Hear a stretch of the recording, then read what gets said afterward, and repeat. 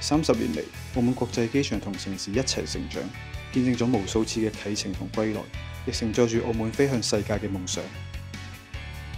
澳門國際機場不僅係地理坐標上嘅交通樞紐，更係澳門走向世界嘅重要嘅象徵。佢有力推動咗澳門經濟適度多元，帶動咗旅遊業嘅蓬勃發展，亦都進一步提升咗澳門嘅國際知名度。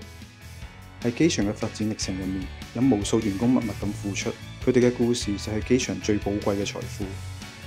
喺機場開業初期咧，我哋機場嘅規模比較少，特別喺客運大樓方面咧，當初只有4條登機橋咧接通停機位嘅啫，但係到現在咧已經有8條登機橋咧接通停機位㗎啦。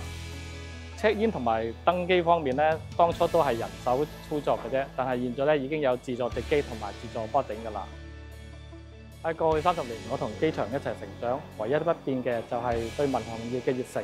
希望未來繼續為機場作出貢獻。立足現在，澳門國際機場以創新作為推動力，不斷升級基礎設施，